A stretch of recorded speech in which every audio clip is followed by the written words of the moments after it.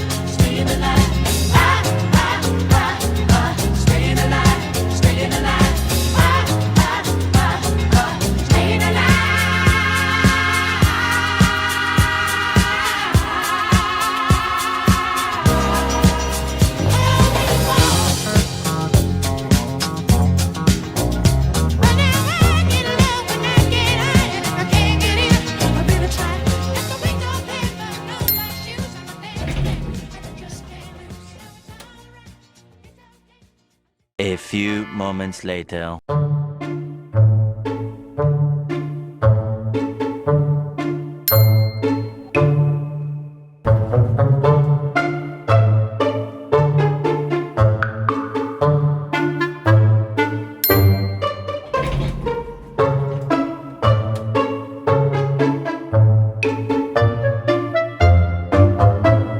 Hello there. What, cat got your tongue?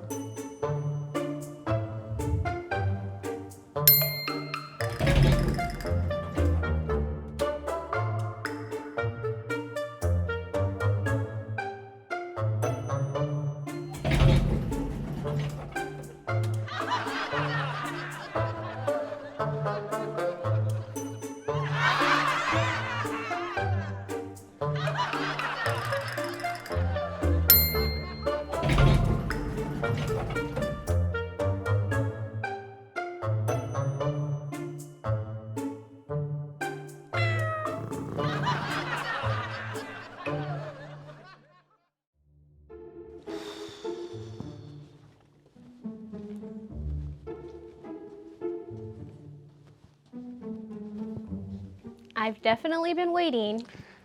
You know, it's been kind of a long day already. Oh, no. Oh, yeah, a lot of traffic and one or two interesting strays along the way. I'm assuming it starts with a J and ends with an X. Well, that could be correct. I don't like to cast aspersions, but there are some people who just don't know how to just kind of be by themselves. Well, I'm sorry, but That's all glad right. I've you're gotten here. used to it over the years. Come to think of it, you know, you and I started out at the same time. yeah, we did in 2018. That's right. I I've came grown as up, right? president, and you came as a freshman, and look where we are now. I know. I'm still in the same place, but you're not. You're moving Yeah. forward. That's great. It's because UHV, you know, it helped me get to where I needed to be. Exactly. Yeah. A great university does that. It takes a student from where they are to where they need to be. Absolutely. So what inspired you to become president, since we're talking about, you know?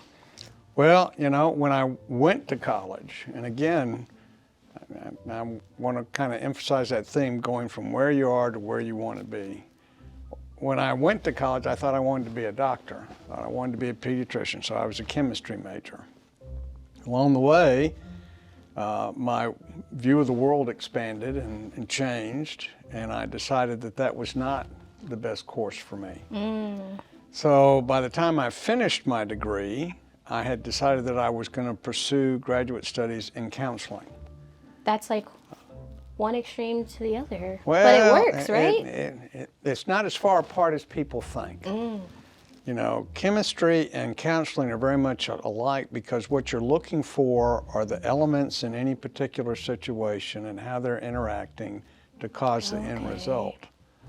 So, you know, you bring sodium and chloride together to make salt. You bring happiness and will adjustment together to lead a better life. So it's a matter of looking for those elements, sorting them out, seeing how they're interacting so that you can make a prediction about the outcome you want to have. So just because you're unhappy now doesn't mean you have to stay unhappy.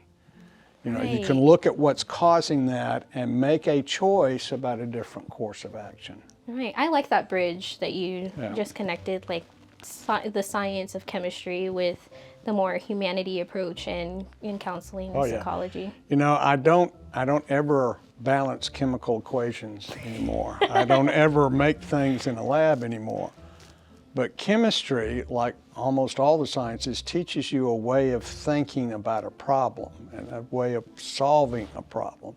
I use that every day still. Right. You know? So it's still, you start with the foundation, you build up from there. So I chose counseling because I thought it gave me flexibility. I could do private counseling, I could go into teaching, or I could go into administration. And at that particular point, I wasn't clear as to which way I wanted to go.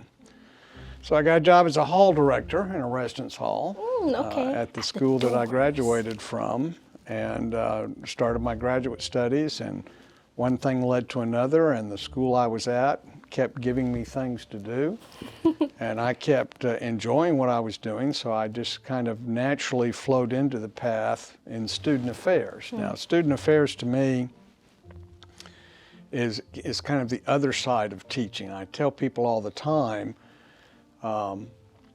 student affairs deals with the out of classroom to the extent that you want to neutralize what's going on outside the classroom so you can focus on what's going on inside the classroom. It's about that balance. Exactly. So if you're living in a residence hall and you're not getting along with your roommate, that's going to be a distraction from your studies. Right. So our job in student affairs was to monitor that and if necessary, make changes. So, you know, I'll tell you, I had a situation when I was at Southwest Missouri State many years ago when we had, in our housing inventory, we had some apartments and some 2-bedroom apartments.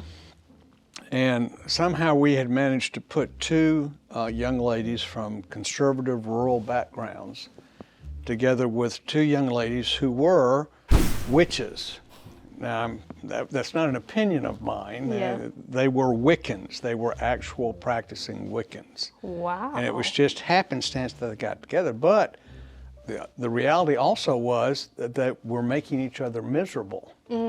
And it was having a negative impact on all of them. Well, we didn't know that. Once we found out, we were able to separate them and put them in situations where they could flourish, and they all did just fine. So part of what student affairs is about with student activities, with housing, with all those kinds of things, is to give students the kind of out-of-classroom experience that supports what they're there to do, which is to learn. And to grow and to choose a direction.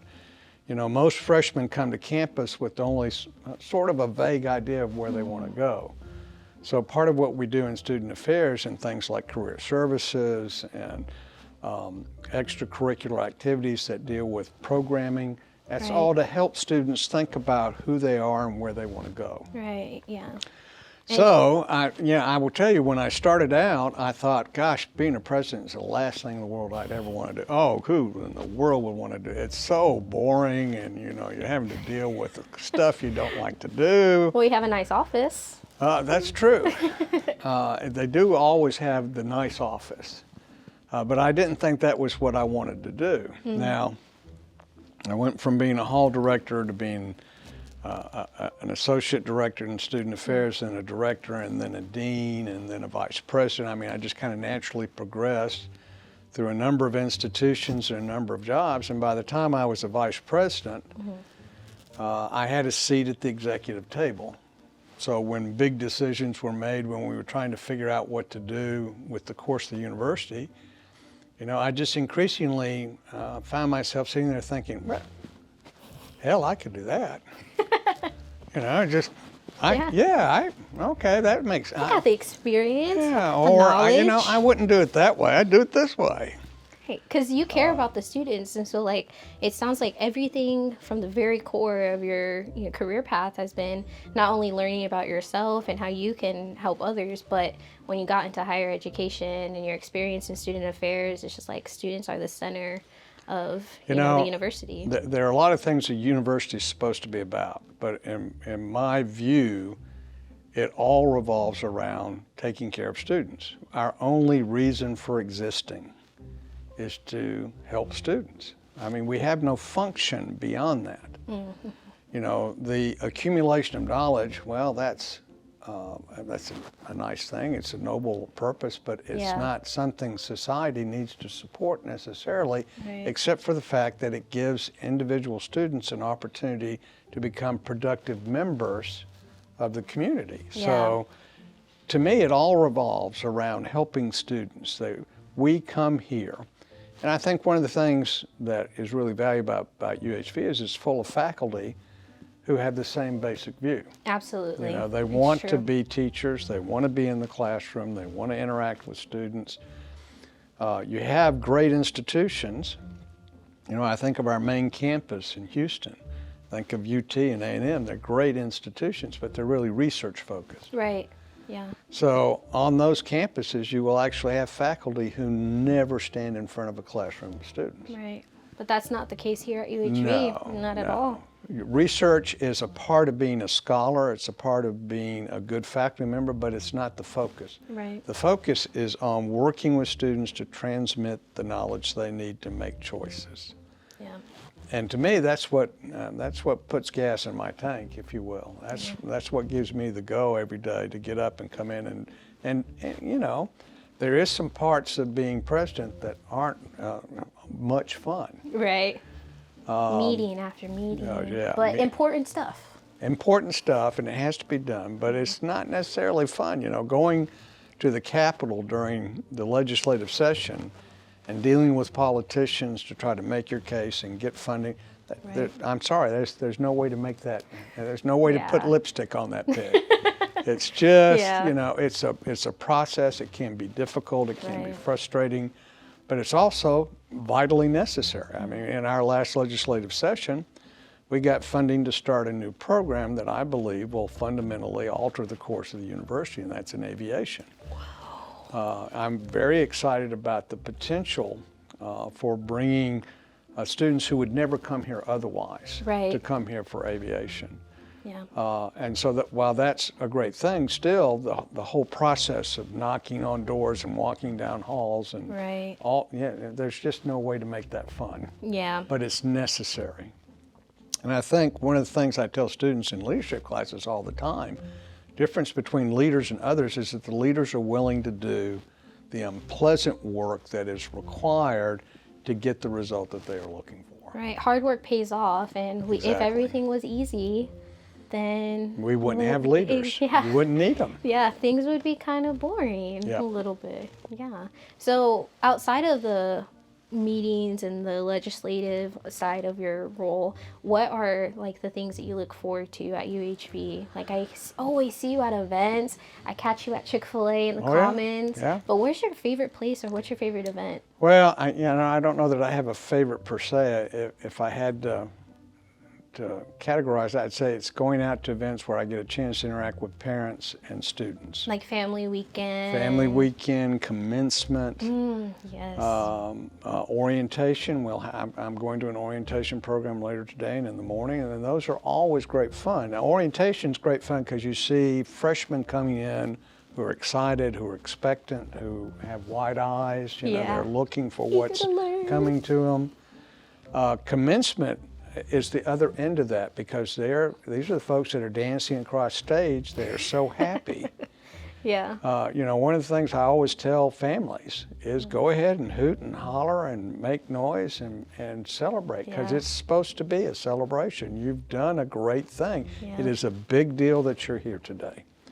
So I like students in orientation to think it's a big deal to be here, and when they're going out the door, they've done something significant. They've changed, they've altered the course of their life, they've been able to do something that leads them to the future that they came here thinking about.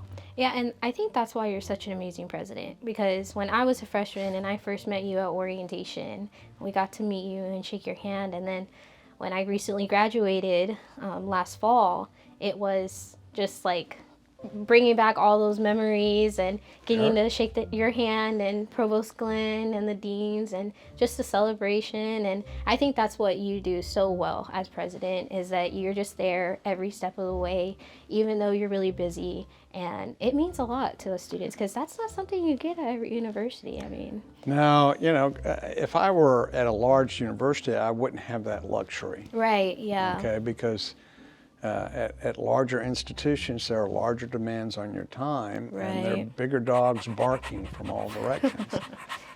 So you don't have as much.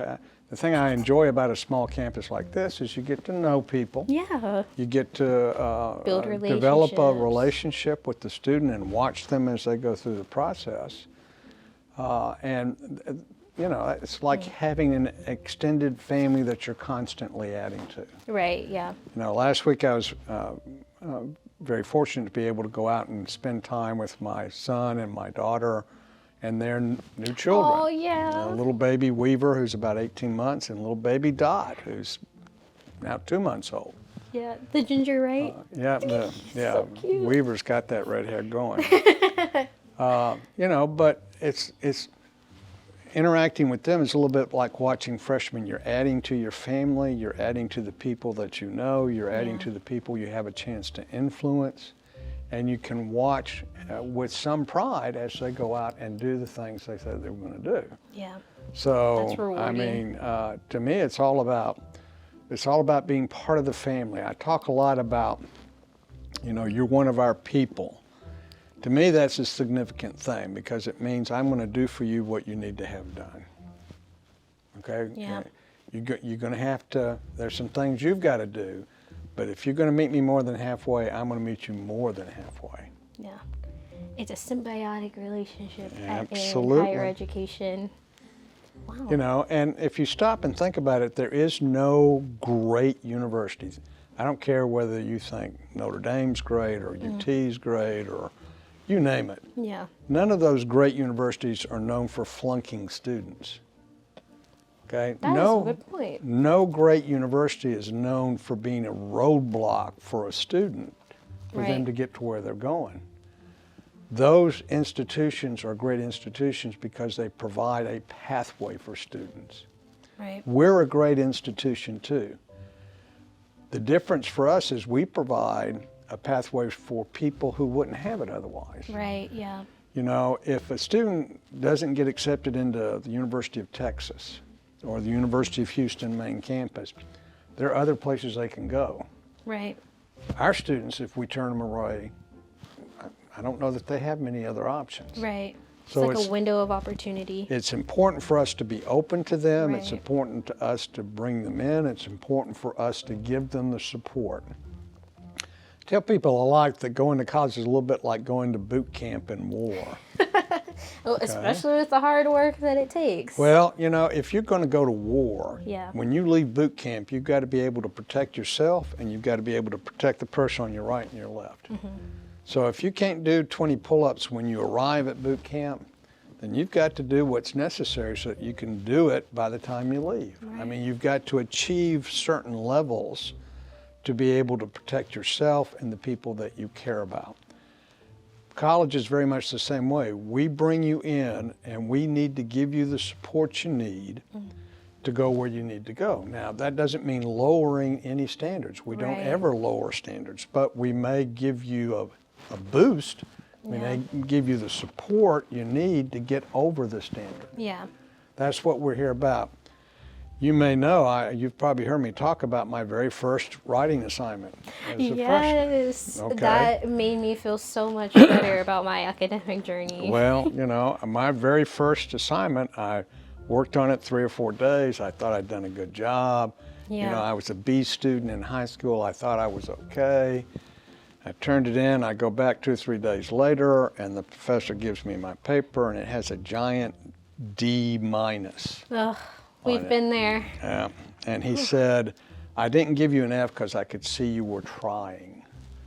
which did not make me feel any better. Just, but he said, okay, I know where you want to go. Let's talk about how you're going to get there. And he proceeded to shape my freshman curriculum so that I could get the instruction I needed to become a competent writer. Right. By the time I was a senior, I could literally stack my research, sit at a typewriter, and type a competent paper. Okay, but Character development. Well, yeah, but it took work. It took effort. Right.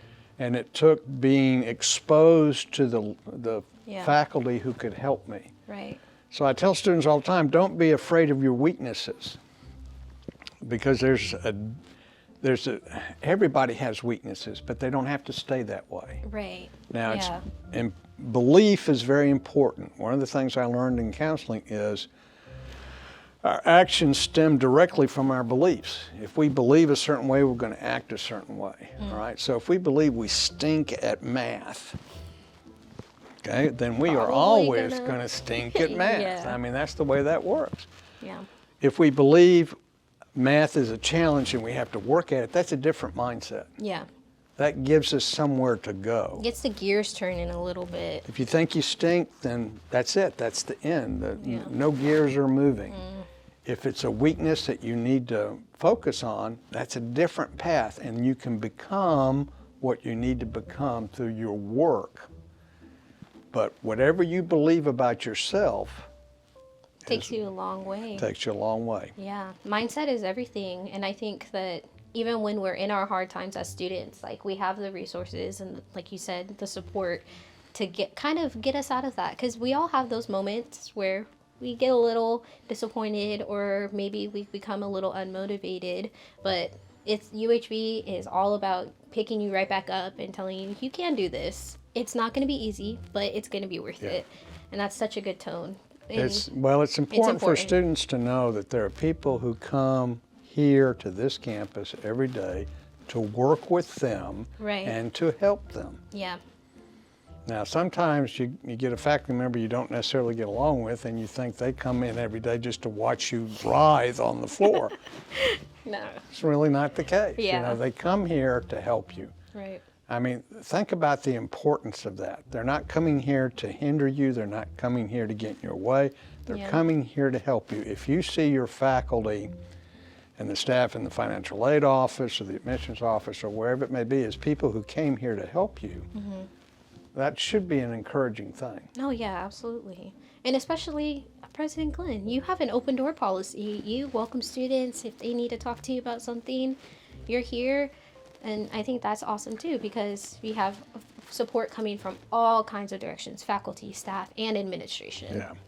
Well, and again, from my point of view, that's an important thing, that students know that the president is here for them. Yeah. You know, because if the president's here for you, that means everybody else is here for you. Yeah, too. it sets the tone. Exactly. Yes. Leadership is from, not always, but leadership often is from top down. So I've got to set an example.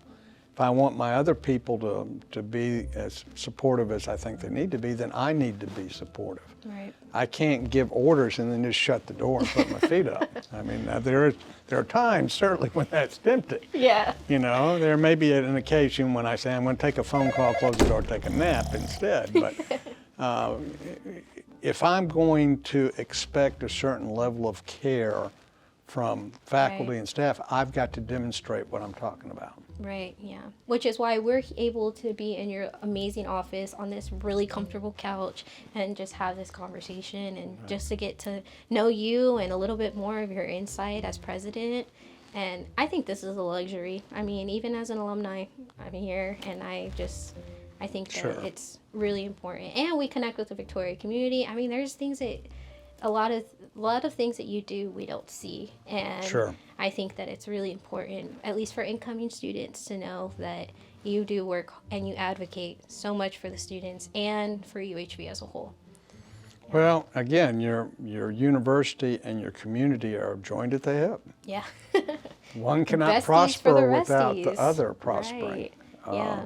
You know, so I remind politicians and elected leaders all the time, you know, we want to be good citizens. We want the community to prosper. We are willing to do our part, because it's important Yeah. for everybody involved with the process. Yeah. Okay, it's kind of like kissing your wife. All right, any smart man's going to kiss his wife whenever he gets a chance. Yeah. But if he does it right, she'll kiss back, and that makes the difference. Right. Yeah. So we want to go out and be active and be engaged with our community, because that means that there's a chance that we'll get that in I see where you're reciprocation. going. Oh yeah, absolutely. Well, with all of this motivation and this inspiration in the air, do you have anything that you'd like to tell our future Jaguars? Well, again, I would tell them the door is open. Now, thankfully, they don't all need me all at once. Right. That would probably be overwhelming.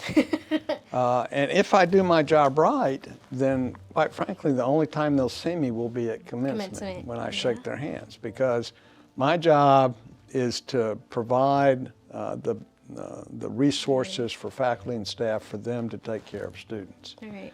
And typically, students don't need me.